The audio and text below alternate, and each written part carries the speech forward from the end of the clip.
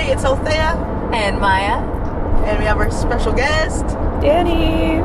And this is our podcast with our powers combined. Road trip edition! Part 2. Let's go. Alright. We're gonna do 10 questions and we're gonna go lightning fast. I'm just kidding. Just kidding. Dude, what is this? Oh! This looks freaking crazy. That? Wow. Hold on, why do I feel like I want to take a picture? This is such a weird reference, but I feel like it's like, Maya, try slow. I'm in the fast lane. Pull So over. You're in the best way. But look it at makes the me fire. think of like the Emerald City and the City of Oz, but I was like just but like thinking that. mixed with like dystopian steampunk. Yeah. It doesn't look like that's where your dreams come true. It's like, Yeah. and that's where you go to die. That's where you die. I've never seen That's a great reference for the people who couldn't see it. Insert an image here. you know. Insert the footage from Annie here. Insert the photo that he took. Insert the photo. I'll send it to you. Yes. Okay, first question. Why do we create art? Ooh, Why do we create art? who wants to go first? I don't Who know. wants to hit them deep cues? Not the deep cues. Not the deep cues. I think we create art because we need to have something, some form of outlet for like expression, for any type of expression, whether that's self-expression or A second. I don't know. it's like an outlet for all those things. Yeah. Top of my head, that's what I'm thinking. I like it. I think I would say that art is maybe one, or like the creativity that art requires, I think is one of the things that makes us so quintessentially human, is the need to express something in a way beyond simple words and saying I need, because I think something that's so beautiful about art is that art does not serve a practical purpose. It is in many cases aesthetic, and I think it's interesting that people are like, no, we gotta, like we gotta do it. And I think it's even more incredible when people take art to use it to say, this is something so big. This isn't just me doodling a flower for fun because I've got to get my thoughts out of my brain while I'm in this class, and it transitions into, this is something that's so important to me and I couldn't possibly put it into words, but this photograph is going to do it. Like, so that concept is, I think, so deeply human, because I think it expresses the like depths of our emotions and the human need to be understood. It's a really deep answer. I love that. Danny, you want to follow up? I am not gonna lie, I have the attention span of a goldfish, and I was so focused on taking pictures back here, I didn't even. Did you ask a question? That's okay, because we are entering The Wizard of Oz Part 2. Yeah, I was like, wait, this Oh just my keeps God, going. this is a reference that will mean nothing to either of you, but it's spot on for anyone else who knows what I'm talking about. In Dimension 20's Never After, they go to talk to the Baron of Bricks, and it's like the city of chimneys, and it is based off of the Three Little Pigs, the one who has the brick fireplace and survives the wolf because his house can't get blown down. Like that, like fairy tale is he has taken over a city and it's filled with chimneys and like smokes everywhere because he's like focused on industry, because that's what keeps you alive, and it's super dark and really messed up. But as we go past, I was like, it's the city of chimneys. This means nothing to anyone, but it meant a lot to my heart. We can cut that. We're not cutting that. No. Number 2. Did Danny answer? No. What was the question? Why do we create art? For funsies. For emotional regulation. Valid point. Okay, next question. What subject do you wish was taught in every school? Man, Oh boy. I know, I can feel it. The teacher in her has some thoughts in there.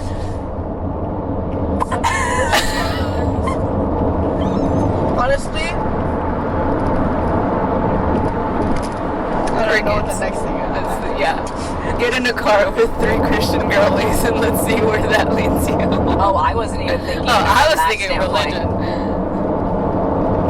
No, I was thinking religion. I was thinking, well, 'cause there's a lot of things that should be taught. The inherent issue with introducing a class is the students have to engage with the material. You can have the best teacher in the world. If the students don't engage, then the class is worthless. Yeah. A class only has the value that the students are willing to put into it and that the teacher is willing to bring to it. And if neither party is invested, then it could be, hey guys, this is literally the thing that will completely change your life, this information. And if I don't want to learn it, then it's worthless. So that's challenging. Like, there are really good classes that people need, and there are classes that currently exist that are not taken seriously because people have decided it doesn't matter. Yeah. You know what? I would have liked to learn how to like file my taxes That used to in be a high class. school. Like, I would have like a, I don't know, like a life skills That's what I type was of course gonna or go something. for, because I in the Philippines, I was in elementary school, and we have a home economics class. Yep, we used I to have think it in the US too. We should have that implemented more. Like how to do your laundries, how to cook, how to like sew, how to like, We got rid of it. basic life skills is what we need. Yeah, we got rid of those classes because we decided that it was taking too much funding and that it was more important to push everyone towards college. That was what was going to make it be more valuable. So they took out the intended funding and it went instead. So that's when we lost arts. That's when we started losing after school programs. Home ec, life skills classes were very common, like computer classes, things like that. They started taking them out because they were deemed unnecessary. And now there are generations of children who are saying, I don't know how to be a practical person Please because bring you them stopped back. teaching me this. We need them back. And it makes me really upset. I'm glad you said computer classes because I remember being in middle school and them teaching us like all about computers. And then like now with like at least the youth that I serve, right? They don't, like at work. they don't know how to use know how to type. And Which I'm is like, crazy. What do you mean? And I we learned how to think type that they when I do was, like, because we give them all 7th Chromebooks. And we Yeah. say, oh, you guys know how to use them. They and don't. a lot of kids are like, I am such a slow typer. And I'm like, I was typing younger than you were. I remember doing all of those typing like exercises that you like need to do in 1 minute. And I'm like, Yeah, and you just try to get your speed My up. teacher used to teach us like formulas even on like Excel sheets. So This is why I type the way I that's type. like a you know how like certain job postings will have like you need to know like how a to, certain like like the certain RPM. qualifications, right? Like a lot of people don't know how to work Excel sheets and or like just spreadsheets in general. And I'm like, what? Yeah, because we Exactly. stopped Learned this in teaching middle that. So I'm like, oh, there's a lot of things. But the problem is also, it's like, hey, this is really valuable. And it's like, yeah, and we're going to cut it because we actually think that the only way to get anywhere is an incredibly expensive college program that we've also decided college actually isn't enough to get you a degree. Yeah. Like your college degree isn't enough to actually get you a job. You need practical skills. It's like, well, you're not teaching me those. You're not giving me practical skills. It's just, ayúdame. We have to switch questions already. I know. This for way too long. Number 3. I have a lot of feelings. So skip. If you could know the answer to any question, what would it be?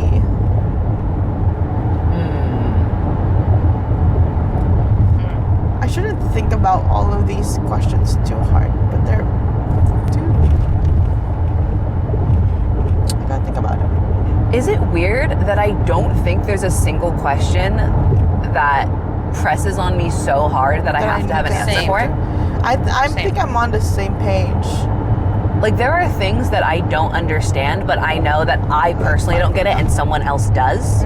And there are things that I know the world at large doesn't understand, but because I'm a Christian, I either get it or I'm not worried about it because I know that someone else has it. Yeah. And then the other things are kind of like superficial, like, oh, what's next week's winning lottery numbers? Ha ha ha. But also I'm like, I don't actually Really care. Like, or, oh, how do we fix this issue? Jesus. Yeah. You take it to Jesus. I don't know. Let go. Anyone have a fun question that they wish they had the answer to? Like a silly one? A silly one. My silly answer was the wanna lottery. I want to know exactly from Peter why he cut off the ear. I don't want to hear it from anyone else but him. Yeah. I just want to hear it from him, you know? Peter, answer for yourself. Guys, completely off topic, but Got it. I'm in. I just got a Snapchat, like mind you, I'm old. I don't go on Snapchat, but I have the app for funsies. Wild. But I just got like an ad request from one of my students from like 4 years ago. Like she's now in high school at this point. But I'm like, no. Take it back, please. How'd you find me? Are you the man? Are you the man? Delete. Are you the man? Block. Do you have one question? A silly one. A silly If one we're just that doing you want to know sillies. the answer to? A question? Yeah, if you could know the answer to any question, what would it be? You got a silly one. Since we're doing silly. No. She has no pressing questions. No thoughts. Just How do I vibes. get an infinite amount of French fries without paying for them?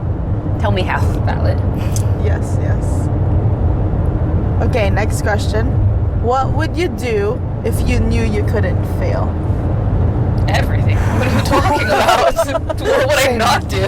Like, What would you do if you knew you couldn't fail? Huh. I feel like I have a super serious answer, but I want to hear what you guys answer first. I'm that was my answer. Everything. My super like real answer is I would evangelize to more people. Mm-hmm. If I knew the outcome was going to be that they were going to get saved, Right. I would just do it. Yeah. There would be no hesitation. Just go I for would, it. Go because for I'm it. like, there's no risk. There's absolutely no risk here, which is the thing that keeps me from pursuing. Because I'm like, that's so scary. What if you say no? What if you hate me? What if I accidentally offend you? What if you walk away and you tell everyone I do such a bad job that you and your whole friends and all of your families actually now hate Jesus? Like, what if I screw up that badly? Yeah. And if I'm like, if I knew every person I talked to about Jesus would get saved, I'd be like, I would literally never shut up about him. Yes. Joke's on you. You're all getting saved now. Like there's no fail rates. on Yeah. it. I don't know. If I knew I couldn't fail, I would just, I think kind of with Jenny, but like, because I also love your answer, but I'm not gonna say same. Retweet.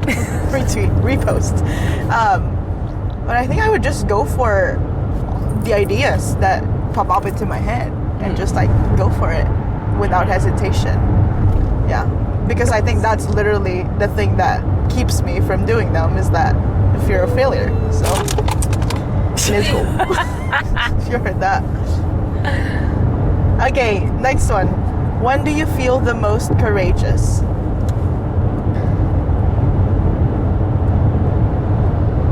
I think when I'm in a safe place with safe people. I feel like I'm able to do the things I'm supposed to do. I'm like, I have the courage to do them. That's I was just gonna say practical the same answer. thing. I think when I'm with my friends, like that's my safe space, my safe people. I think when I'm with my niece and nephew, I feel the most courageous, explicitly because I'm like, I need to show you guys that it's okay to like try things. Right. And also, if you're all scared about the bug in the house, I have to be like, it's fine, guys. And like, You're good. even though I'm also going Internally in freaking my out. heart, I have to be like, oh, aren't bugs? Just look at their wings. We're gonna put them outside and say bye bye. And Be like, more curious. so I feel like they push me to. Yeah, that's a good one. Okay, what piece of advice would you give to your 16-year-old self? Oh boy. To my 60-year-old self. 16. Oh, 16. Oh, so 60? 16? 60? Keep using moisturizer, babe. 16, yeah. Use your Start wearing sunscreen. that sunscreen, girl. Slather it on. Just kidding. Get rid of the winged liner, Danny. It does not look good on you. And I sure enough did, but I wish I would have done it sooner. Yeah. Stop feeling like you need to grow up fast. That's my advice to my 16-year-old self. I don't know what I would. Can I doing when I was 16? What was my life when I was 16? I was a junior. What I've told junior me. Did we just like, keep trying? I like how your guys' is so serious and very like encouraging. Well, Mine's 16-year-old. like, get rid of the wig Truly, liner. 16-year-old Maya wasn't wearing makeup, and honestly, 16-year-old Maya had better style than like mid-20s Maya. I like found it again, but 16-year-old Maya didn't care what people thought about her physical appearance, so she was just vibing. Valid.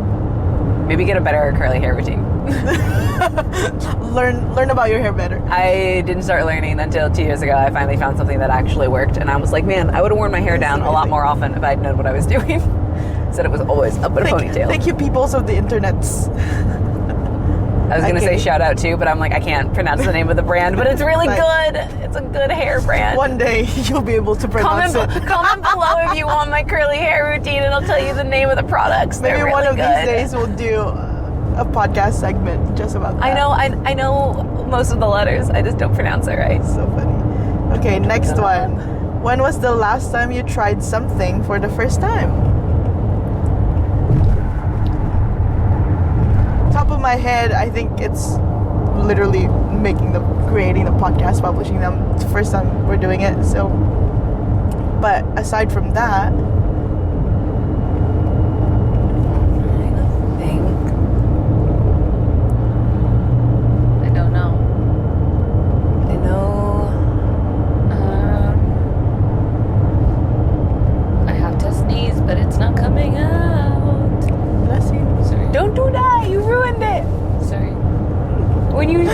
and there's no sneeze. She robbed your sneeze. I did rob her sneeze. I'm trying to think. In October, was when I started dating apps.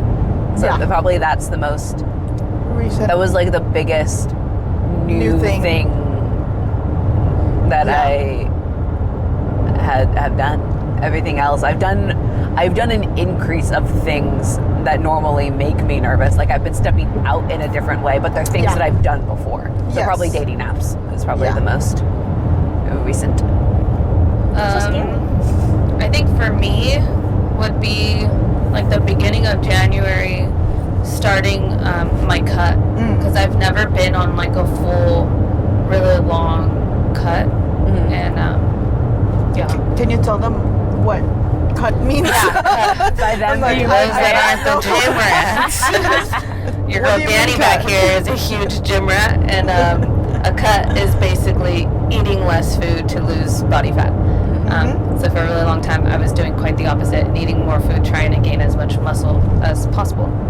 And finally, I started my cut at the beginning of January, so that's like the first new thing that I've done. Not the first, but the most recent new thing that I've done. I love it. You were like, tell the people. Tell the people. Tell the people. I mean me. I think I need it. Hold on. I've been going to the gym for like 2 years at this point consistently. Yeah. So, and I've never been on a cut. It's the cut that. So that's new. I'd like to also state for the record that as someone with a sibling who is an athlete, I did know what cut meant. I don't go to the gym, but I do know what. I do know what cut meant. I know what cutting plays in. I know cutting and bulking. I know what they are. I know them because Daddy and I were talking about it. For the record. For the record. Let the record show, I'm not athletic, but I know the terms. Okay, next. What are the 3 values you treasure the most in a friendship? 3. Ooh. Okay. Oh gosh. Counting my brain. Oh, dude, if you got that, you need to keep it in. Your face? Bro, no. I tried to lean forward and the seatbelt locked. I saw you fling back. You need to keep it. Keep it in. Keep it in. Wait, can I see the question? What are the 3 values you treasure the most in a friendship? Who wants to go first? If you have them, you can go first. Okay. I'm still thinking. Honesty. I might be the same. Openness, like kind of attached to that of like you gotta be able to tell the truth, but also you can be honest but not be open at the same time. I can be like, I'm going to tell you real things, but only when you ask and I feel like it. So I think those two separate. And then you got to be fun. We got to be able to have fun, because if it's only ever like in the deepest part of deep, I'm going to be coming up for air every time after we hang out. We got to be able to simply chill sometimes. Yeah, that is definitely my 3 things too. I was just thinking about it because I was thinking plagiarism. Yes, honesty and openness. I'm not a very confrontational person. Can't relate. But I tell my Same. I feel like I do tell my friends that like, just be honest. Like, if you have something that I offended you with or any beef at all, like, just tell me and let's like have a conversation about it, you know? Sorry, I immediately thought of that song. I can say the lyrics. If we sing them, we're copyrighted. But tell your boyfriend if he says he's got beef that I'm a vegetarian and I'm not scared of him. Was what immediately came to my mind when you're like, if you got beef. And I was like, I'm a vegetarian. Fight me. It just made me laugh. Sorry, Danny. I think mine would be honesty. Plagiarism. Plagiarism. I really honesty. like plagiarism. You have to be able to like have fun and be silly. Like, I am the most unserious person you will ever meet, and I like how Thea was like, but yeah, gotta be silly, and like spontaneous. Like, I like when people do like, you know, hey, are you up for this? Yeah, let's go. Like, I'm picking you up in 10. Be ready. Ready. I think my other one is like values. I think we can get to a certain level of friendship, but we can't go deeper than, you know, in the relationship if we don't have the same value, if we don't have the same goals, if we don't have the same, you know. Not saying that it's bad to have different people in your circle, but like the closest people in your life, I think their lives are going to align the most with yours. They're gonna be there with you forever. Okay, number 9, what is the best piece of feedback you have ever received? I don't like this question. Skip. My feedback for this question, I don't like it. Pass. Skip. I'm just kidding.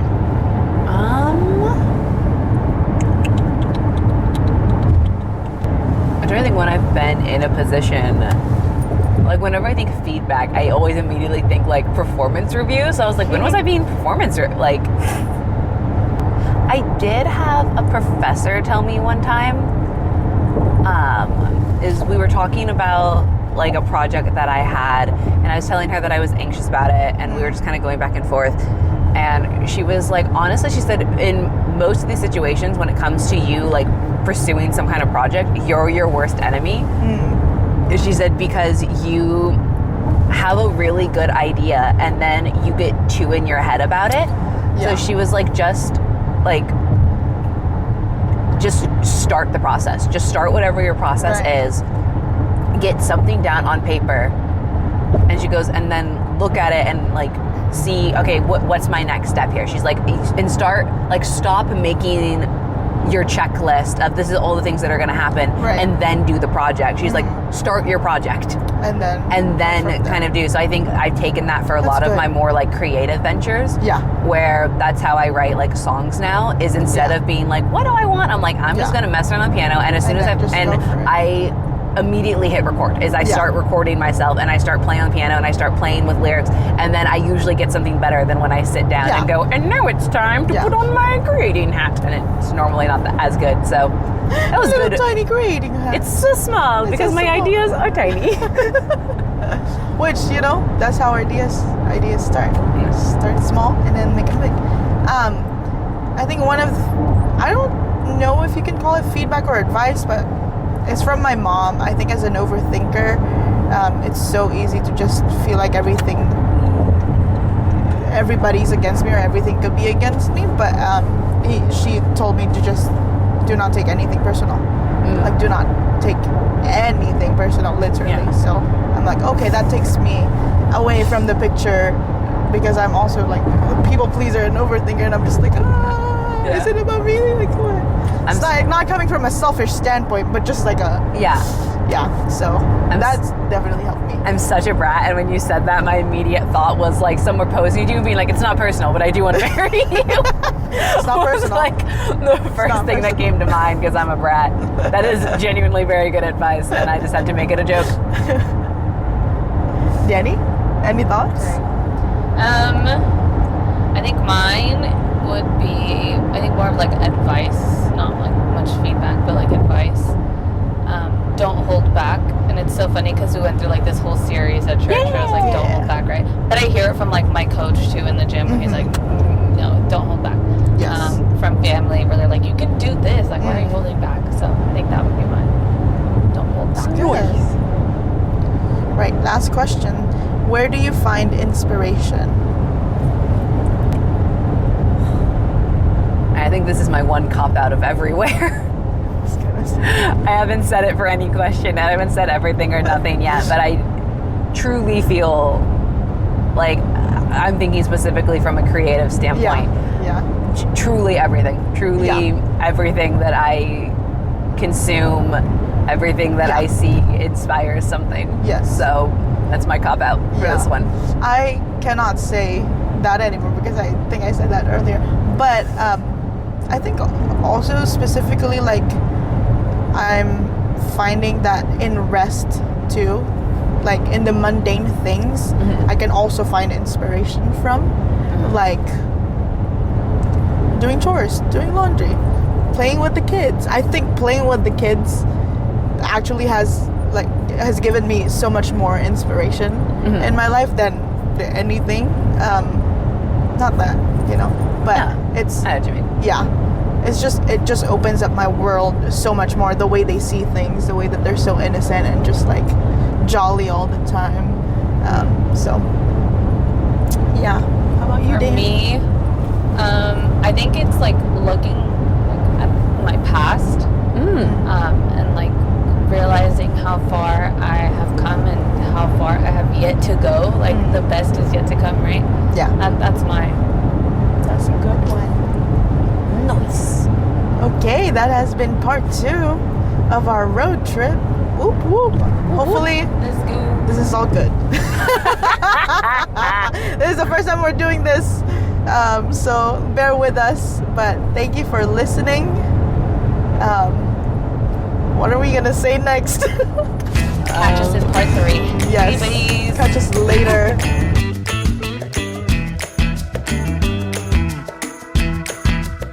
Hey guys, that was part 2 of our road trip. Thank you again to Danny for being our guest on the pod.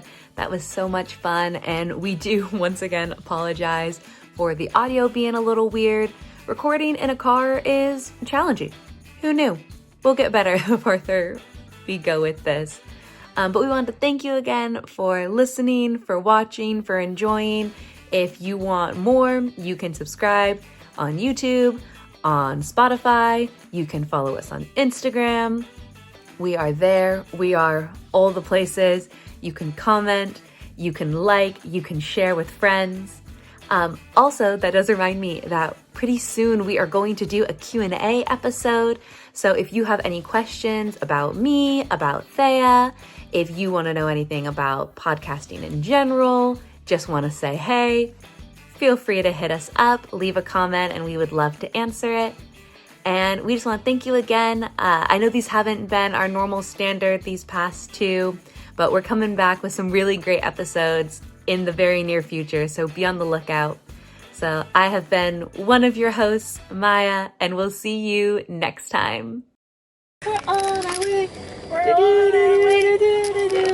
Castaways. We are castaways. Ahoy there, ahoy. We are castaways. That's all I know. I don't know the other stuff. I just know the melody slipped. We're almost there. 29 minutes. We're so close. We're so close. Stuck in traffic. Eventually. Should I do a 43 transition? miles. But I'm going 5 miles an hour.